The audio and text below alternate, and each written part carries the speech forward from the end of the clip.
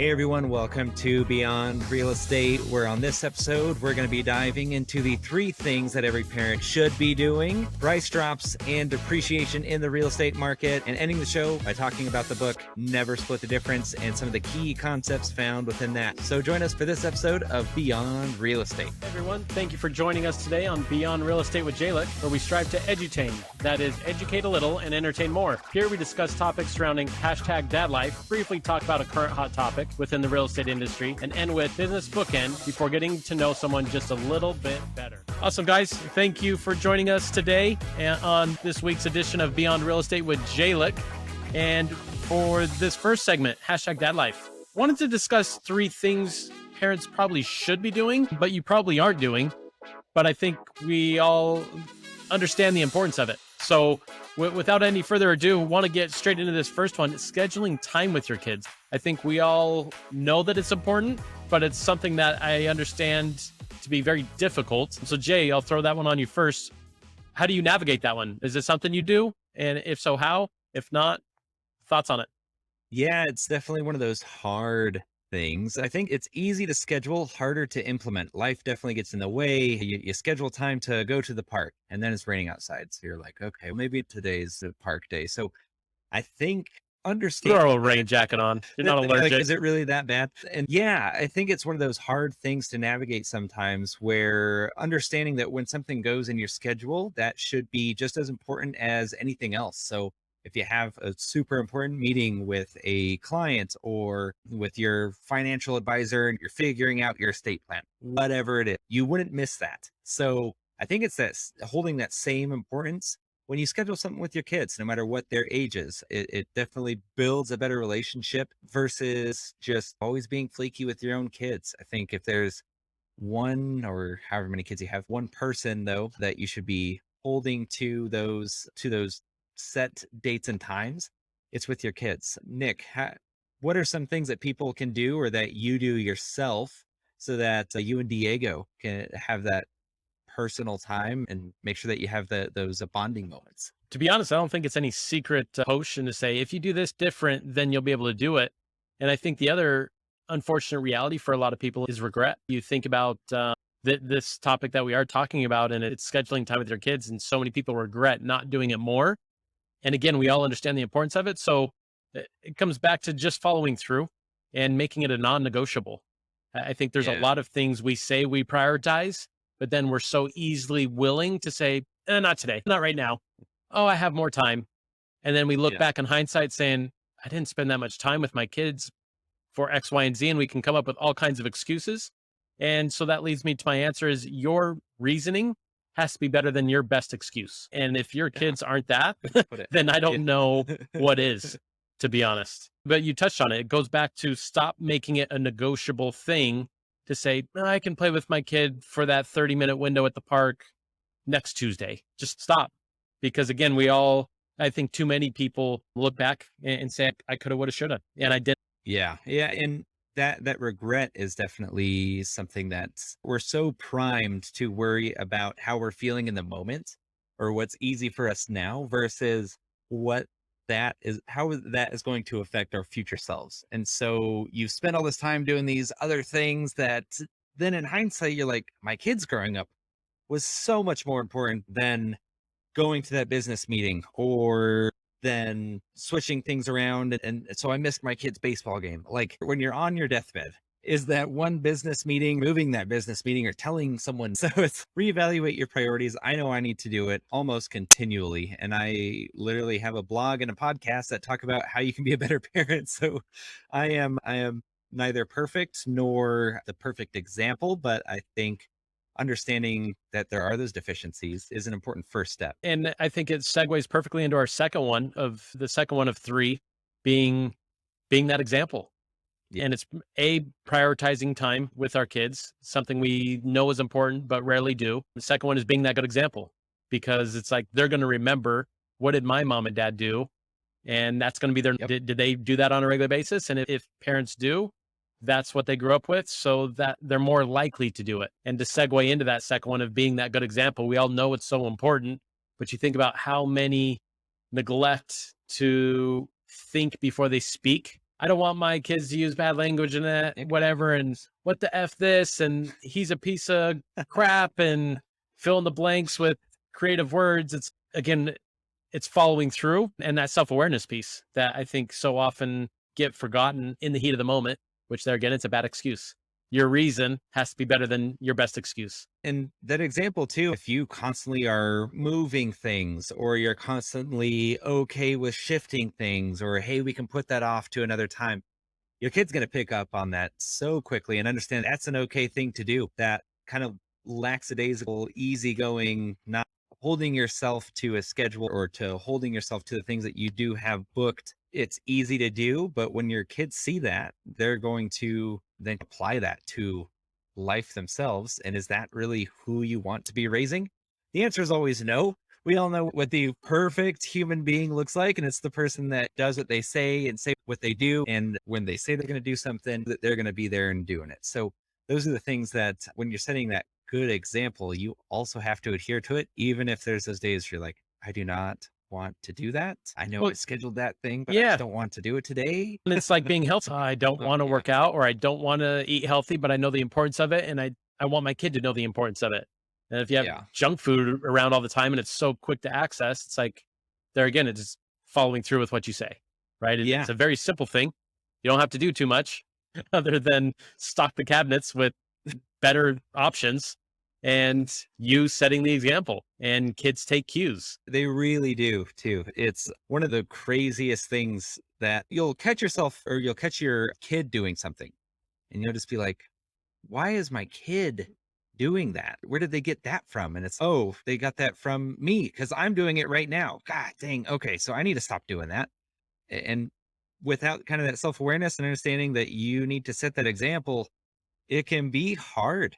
I'm sure. It can Yeah. be hard with to just let things go by the wayside or being like, oh, I didn't eat good today or I didn't go work out today. And so my kids don't know that's a normal thing you should be doing. And then you wonder why they never want to work out or Sure. they never want to read, which Well, is a perfect segue into the yeah. last thing that we all should be doing, and that's reading. Nick, how often do you read? And do you read in front of Diego, even though he's a little guy and just taken in the world? But is that something you regularly do in front of him so that he can pick up on those habits? Yes and yes. So me myself, whether it's an audiobook or reading an actual book, once a month I'm trying to work through something. I mean that does not include I don't know your articles and things you might come across on the internet in whatever facet that you want to stay updated on the industry that I work in. So not including that. And then when it comes to Diego, a couple times a week Yeah. when he's going to bed, just creating that norm that obviously he doesn't understand a word coming out of my mouth and if Bree's reading to him and grandma and whatever. But like you said, it's establishing a norm that I think is important because it's interesting though, because when I do read to him, he's definitely not bawling and he's quiet. And I can't say, of course, that he's paying attention, but it's interesting that dynamic that is going on in a 6-ish months brain, because like you said, it's creating that routine to say this is normal. And I think that's important to establish early on because it's better than the alternative. That much I know. And what do you think? Why, in your opinion, is reading valuable and necessary? It's definitely one of those things that teaching the habit is more important than teaching what to read or how best to get information out of a book. I see the value more in just building that habit. For our boys, there's at least one bedtime story, right? So that's them sitting on either mine or my wife's laps, depending on whose day it is to put them to bed, and reading them a basic book and having them engage with the book. And most of those kids' books are fun and goofy to read and trying to find little things. We have memorized Goodnight Moon, my wife and I. So if either of us are in the same room together, we'll both be reading it, whereas the other one walking around and doing stuff is just because they have it memorized. It's a bonding experience, one, but two, it's teaching our boys at the end of the day, you read a book so that when they're old enough to be able to read themselves, we can say, brush your teeth. We have 30 minutes where we can all have some quiet time and read a book and get ready for bed. And that's not going to be foreign to them. That's not going to be, oh, what do you mean read a book before bed? Sure. We've never done that before. It's, oh yeah, that's a normal part of our nighttime routine. So I think that's the biggest importance of it all. Yep. Nick, final thoughts and lead us out of this. Yeah, final thoughts would be I think it's important as they get beyond the age of being read to all the time, of establishing norms, whether it's throughout the summer when they're not in school on a regular basis. How do you maintain that, again, as they get into the middle school ages and high school ages? Because you're probably not reading to your kid anymore at bedtime. So it's, again, establishing those norms. So that's all we have. Again, wanted to present 3 things that we all know as parents are important, but we're probably not doing. So hopefully you can take something away from this. We're going to take a short little break here, and then we're going to move straight into our real estate roundup, talking about home prices and depreciation, because they seem to be 2 synonymous terms, at least used interchangeably, and I can promise you they are not synonymous terms. So stay tuned and join us after this short little break. Hey, thanks for listening to the podcast so far. Wanted to let you know about something free Nick and I are giving to every single one of our listeners, and that is HomeBot. HomeBot is a free monthly real estate digest. You can know the value of your home, or if you're looking for a home and don't want to be bombarded by realtors giving you calls and mortgage lenders, a free tool that lets you look at what is currently happening in your real estate market. Check the link below and be sure to sign up today. All right, let's jump back into Beyond Real Estate with Jalen. Hey everybody, thanks for joining us after that short little break, and want to jump straight into this one, home prices and depreciation, because yes, I personally, I don't know about you, Jay, but in this California market, I'm starting to see some prices change their listing price. But what too many people are assuming is that this means homes across the board are coming down in price and can expect homes coming down in price. So I wanted to start off this segment with a few little facts for everyone, but specifically to the state of California. One, from April to May, the average price of a home in California increased by $15,000 from over $884,000 to $898,000 plus. That's the average cost of a single family home in the state of California. Again, that increased by 15 grand. Appreciation in our first quarter for the state of California was in around 4.1%. To put that into context for people, that is a slower rate of appreciation in comparison to the last 2 years. So we are decelerating appreciation. We are not depreciating, meaning losing value. So give you one more stat here. Average percentage of appreciation year to year for the last 30 years across the United States is in and around 4.4%. So again, that's the facts being the facts. And here's my last one to make it more local for our California listeners or viewers. In the San Gabriel Valley, in and around 73% of homes in the month of June alone have sold over list price. In and around 19% have sold under list price. So again, are you going to hear about homes selling for less than listing price? Yes. Are you going to see homes readjust listing price? You're going to see some of that. Why? Because interest rates are continuing to tick up, and supply is starting to trickle and tick up, but not as fast as everybody wants it to. So again, specific individual houses have to reevaluate, okay, if I'm sitting on the market and it's going on 3 weeks and I don't have a buyer, what do I want to do? Do I want to sit on this price, or do I want to lower it to get more eyeballs on my house? So again, this is on a case by case, not an industry wide. Yeah, we're seeing that slow plateau that we've been telling people about for the past few months of, home prices aren't going to go down. They're not going to drop. Again, this wasn't 2008. It never was going to be.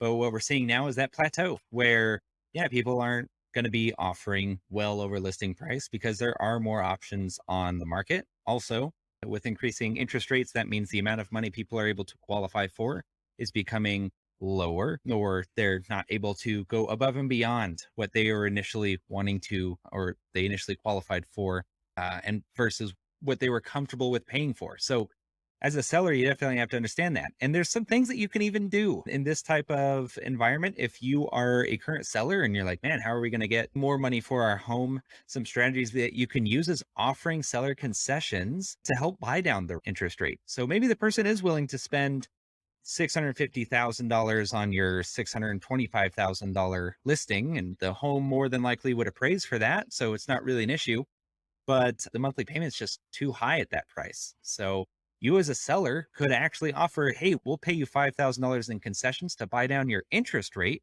So now you're giving them $5,000, but they're also willing to pay you $25,000 more. So now you have a $20,000 gain in what your going to be able to get from your listing versus just saying, no, seller concessions means I don't know what kind of mentality I lose, or it means that my house isn't worth as much. But this is just a strategy. At the end of the day, it's how can I get more money for my home? And if, say, someone's monthly payment is the problem, that might be something that you can think about and are willing to run that by them with someone that is interested in your home. So be aware of these things, or ask your listing agent or your mortgage professional if they can run those numbers for you to see what you can do and how those numbers would make sense for you and those potential buyers. So it's still a win-win. You get more Sure. money for your home. The buyer gets the monthly payment that they want. This is now more of a how can we work together environment versus a pure sellers or a pure buyers market. So understand that there does have to be a compromise somewhere in there, and you as the seller have to play a part in that. The days of I just get to list my house and after three showings, there's already 50 offers after one weekend and I get to pick just the highest amount. Days aren't really here. And I think we are all guilty of being victims of the moment. And we definitely got spoiled for the last couple of years with regards to that exact thing. And like I said, those days are over. And now we have to reevaluate what current market conditions are telling us for those of us that, at least that want to stay in the game. And for those sellers that want to realistically get out and move, they need to reevaluate and say, okay, I need to adjust based on a lot of buyers have been taken out due to the rise in interest rates and their ability to borrow as much as they once were. So again, it's just reevaluating. And let's be honest, this is healthy. The space we were in was not sustainable, and we need a slowdown. People are making it sound as if this slowdown and raise in interest rates are such a bad thing. Hold on. The silver lining of rising interest rates is slowing down home appreciation for prospective homebuyers. It's not a bad thing. The unfortunate part is homes continue to appreciate at a fast rate, relatively speaking, and rising interest rates, unfortunately and understandably, take prospective buyers out of the game. So it's a double whammy right now, and a perfect storm that this industry hasn't seen, I don't know if ever, to be honest, in terms of the amount of appreciation we've seen for the last few years, in addition to these rising rates. So prospective borrowers, your pain is understandable. Nonetheless, everybody out there, understand that shifting home prices on a case-by-case basis does not mean industry-wide change for everybody across the country or in your respective state. Understand your local market.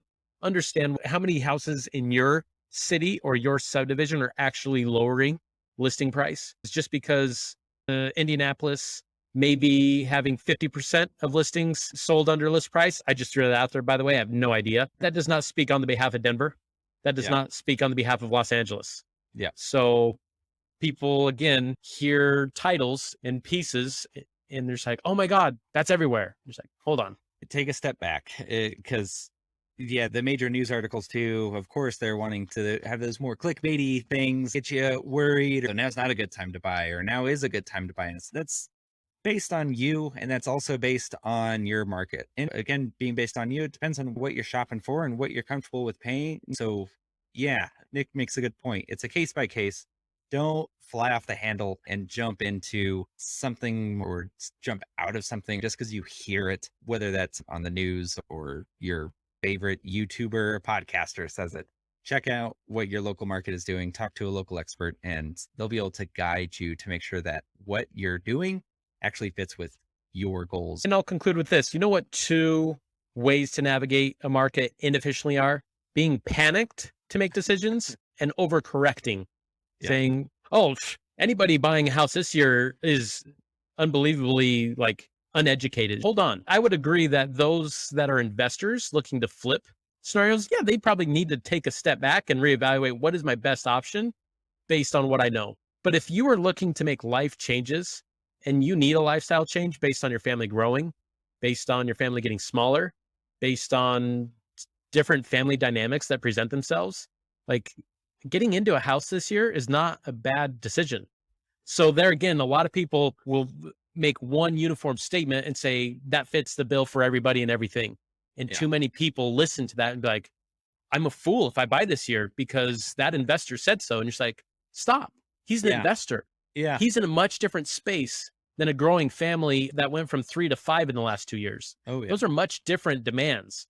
So again, understand your situation and again, don't listen to all the hype, understand the context behind it. And better yet, understand your local market, because those definitely differ. Definitely. Yeah. So again, the big takeaways from this: don't just listen to the national headlines. Just because home values are now starting to level out like we all expected them to, doesn't mean that it should affect what you and your family are doing if that's what your goals are or that's what's best for you. So definitely reach out to someone, ask questions, ask more questions now is the biggest thing instead of just being panicked. Any expert is going to be able to disseminate through all of the information that you're throwing at them and tell them what is relevant to you and how that fits with what you're wanting to do. So don't go off of just titles and national articles. Probably one of the worst things to do if you go off that. No one does it when it comes to investing for retirement. Oh, retirement funds are at all-time lows or the stock market's going to crash. You're retiring in 30 years. Well, that does, do not just start pulling your money out. Talk to an expert. And I think this was a nice discussion. Hopefully, some of your fears were quelled. If you have any questions for Nick or I, please don't hesitate to comment below, ask any questions that you might have, or go ahead and contact either one of us. Our information is below, and we'll be happy to answer some questions for you. Nick, I'll let you give final thoughts and lead us on out of this one. No, I think you summed it up. So, guys, like you said, reach out if you have any questions. Going to take a quick little break, and then we're going to come back with our business bookend. So stay tuned. Hey, everybody. Just wanted to let you know, regardless of how you want to learn about the real estate market, I have you covered. If you want to read about it, I've got a blog. If you want to listen to it, you're doing it right now. You can watch me on my YouTube channel. And if you want to experience it, I can help you personally navigate the real estate space. Regardless of how you want to stay informed or experience real estate, I got you covered. Just reach out at your convenience. Hopefully we'll talk soon. Hey everyone, welcome back. Now let's jump right into Never Split the Difference. If you haven't heard of this book, then now you have. It's a book written by an FBI negotiator, but he also trained FBI negotiators. A super interesting fellow, and he wrote a book about how to negotiate, not just in high crisis hostage situations, but also how some of the tactics and some of the psychology that he would use in his day-to-day life, training people and engaging with these high stress situations into our everyday lives to make our lives not only better, but our businesses grow as well. Nick, what did you think of the book first and foremost? And what were some key concepts that you pulled out of there that you're now using today? So let me start off by saying Chris Voss is a brilliant mind. If you've never heard the guy speak, you need to, because he has one of those distinct scratchy-ish type of voices, and it's unique. You talk about trying to pinpoint the best space to work in. I feel like him being a negotiator and his tone of voice, he found it. He found the perfect space for him because he's talking to people all the time. And like I said, he has such a distinct voice that I think fits that career. So anyway, some things that I think he does a really good job of explaining. He simplifies a very complex process. For example, it goes back to listening. As you're negotiating, let the other people speak. Know what questions to ask. Questions alluding to stop asking yes and no questions. If you're trying to negotiate, Jalen, do you want to make this work or not? No. Well, of course, yeah, it's a yes or no question. Once you start things, and that's where I picked up on little nuances of the do's. Do you want to? Can you? Is that? Those all allude to short answers being yes and no. Is that okay with you? That's a yes or no question. Versus, how would you like it to look? Instead of me saying, do you want it to look that way or not? No, I don't. Yeah. Okay. Yeah. Different question is, how would you like it to look? Yep. Now I'm engaging you to think, okay, how do I want it? And I'm waiting. So that's the simplicity of it. Shut up. Shut up after you ask the question instead of, how do you want it to look? Do you want it to look this way or this way? It's no. You ask the one question, you make them think, and you allow them time to respond. And then their response then goes into your next question. Yeah. So I think a lot of us in a negotiation space feel like I need to ask you 15 different questions. So as you're answering me, I'm not really listening to you. I just am looking at my list saying, okay, I need to get to that question next. Yep. Okay. So anyway, my next question, and I have no idea what you just said. So he talks about the importance of really your next question comes from your answer, which goes back to you staying engaged in the conversation, me listening to say, what are your pain points or what are the points of pleasure that you're like, this really makes me want to pursue this whatever it is to get to this goal. And I think that's the simplicity of it because it puts the talking in the other person's court. And let's use that as an example of how you can easily put that into a sales context outside of the real estate space. Let's say like solar. You're selling solar. Shout out to my main solar lady here in Colorado, Kata. If you're talking with people and you're trying to just sell them on solar and you're like, hey, the average homeowner saves $200 a month by switching to a solar per month on their electricity bill. Do you want to save $200? So, yeah.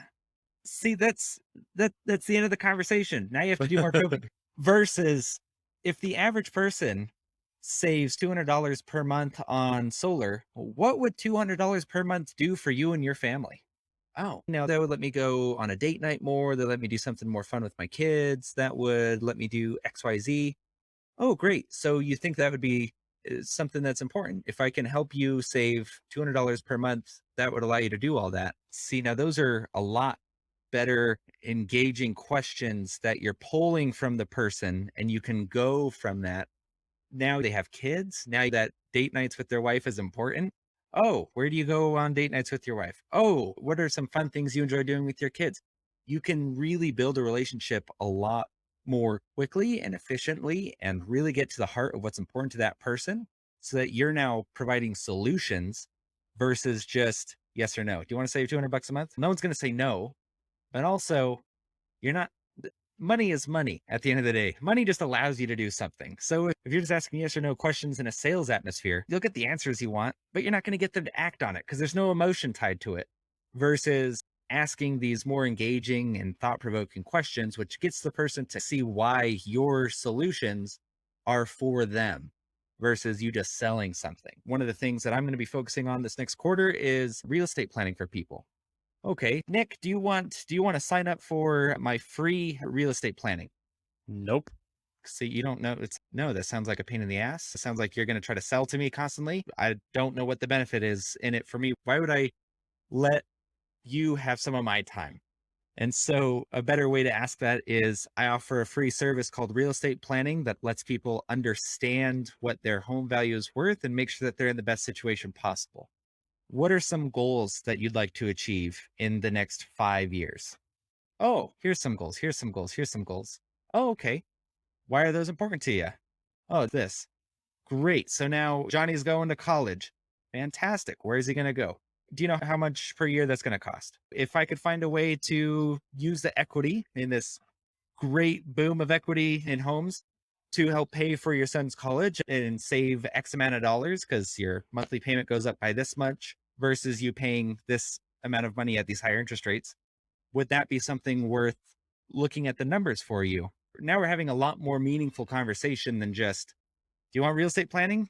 No, I don't even know Right. what it entails. It doesn't Right. help me with a solution. That's the importance of asking those more engaging questions. Nick, what's another big thing that you pulled from the book and what value are you finding in it?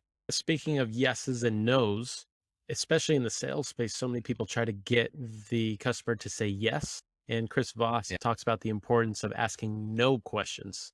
So, for example, would it be ridiculous if I shared this with you? Mm, And you're answering in your head, no, that wouldn't be ridiculous. But the response is no. And the reason why that's yeah. important is because when I can say no to you, I'm the one that feels in control. So it's that idea for yourself to say, I'm in control of this because I can say no. But I've phrased the question to allow you to do that. Are you against the idea of this? Do you disagree about this? And if it sets it up to be no, then I feel like I'm in control of that conversation and I'm not getting sold something. So it's not necessarily a tactic to say, I gotcha. It's to present a situation differently to allow you to not just put walls up immediately and say, I see where Jay's going with this. He Yeah. just wants me to say yes all the time. Do you think it's a bad idea if I share this with you? No, that'd be a good idea. And now Yeah. conversations start building off that. So that's another one that stuck with me again, but it goes back to intent. It goes back to being purposeful with what you ask and how you ask it. And the order matters because you can rephrase, would it be a ridiculous idea to say, like, just straight up ask, do you want to do this? And I'm trying to get you to say yes.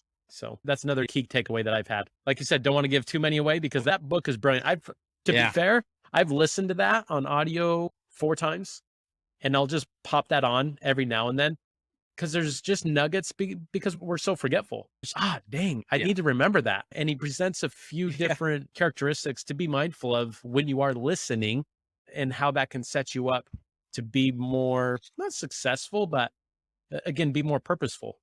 So within having Yeah. conversations. And it's something that just going through your daily life, back to, I think we've referenced it almost every single week now, is everyone's a salesperson. To sell is human.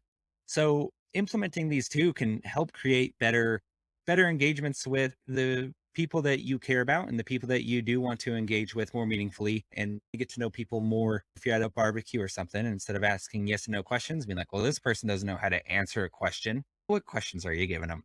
If you're Right. just like, so how's business? Good. And you think about introverts, extroverts, we put that on ourselves. Nobody diagnoses us as that. But nonetheless, I feel like I'm an introvert just for the fact that I'm not as social in bigger environments. I'm just not as comfortable. We'll put it that way, right? With that Yeah. being said, he helps people think through and understand if I can ask a different type of question, then I'm not going to hit those walls so quick. I think sometimes we take the easy way out to say, I tried to talk to Jalen and he wasn't talkative. Hey, Jay, do you like cars? And you're just like, no. And she's like, there's no conversation here. It's like, how can I ask it a little bit different way? What kind of cars do you like? And maybe you don't like any, but it at least makes it an open-ended question to where maybe something can come of it. Yeah. So again, it's just increasing that likelihood. I want to give a shout out real quick to Masterclass because Chris Voss is in that and presents the art of negotiation as well. So there's his book, Never Split the Difference, but he's also in Masterclass. So that's like an online platform where they take experts, they meaning Masterclass as a brand, take experts in certain fields. And he actually breaks it down too with teenagers and how the art of negotiation with kids. And he presents within that format, he presents a kind of a one-on-one example of working with a teenager and the negotiation phase. As Jalen's alluded to a few times with Daniel Pink to sell as human, that's reality. You're negotiating with your kids. You're negotiating with your spouse. You're negotiating with your friends. You just don't see it necessarily as negotiation. Maybe it's an argument or it's a brick wall that you're talking to. Nonetheless, you're trying to get something for something else. So if you're more aware of different ways to present a question or to present a situation, the outcome is going to be different. Talking with the wife or something, you can tell that or husband, and you can tell that they're upset. And instead of just being like, why are you upset? You don't get to be upset. Or it's like, hey, it seems like something's off with you. Did something happen today? What's going on? Asking something along those lines. It's just a lot more inviting to have a more open conversation too than what's wrong? Why are you mad all the time? Yep. Yeah, I'm that's not the mad way all to the talk time. to a spouse. Okay. Yeah, I think those are big takeaways. Apply them as needed, but let us know some open-ended questions that you get the most benefit from. How do you go about those hard questions, or how do you go about having meaningful conversations by asking questions? What are some of those tactics that you use? Please reach out and let us know. We'd love to hear your thoughts. But Nick, I think that's all that we have for this week. Do you want to give final thoughts and I'll lead us out? Yeah, just final thoughts. Continue to learn. That's one thing that stuck with me is that's the biggest degree of separation. Chris Voss, actually, I saw that from him. He said the biggest degree of separation is learning and to keep learning because things keep changing. Just like the real estate market keeps changing, our lives keep changing. It's the only constant in life, I think, is change. So just keep doing it and embrace it versus being scared of it because it's much more enjoyable that way. Everyone, thank you so much again for joining us this week of Beyond Real Estate. We hope you gained some value from it. Any questions or any topics that you want us to cover in future episodes, please let us know. We'll be more than happy to dive deep into them. And again, any questions that you may have, please reach out to Nick or I. But thanks again so much for just listening and being a part of this. Nick, give us the word salad. Guys, wherever you may be listening, however you may be listening, good morning, good afternoon, good evening. And we'll see you back here next week. Hey, thanks again for listening. If you want to hear more of Jalen McKenna, Colorado's mortgage dad, and his take on the Colorado real estate market, or just mortgages and mortgage news in general, check out the links below. Also, check out the links below for more information on products, books, or references made in this podcast. And please don't forget to subscribe, like, and share.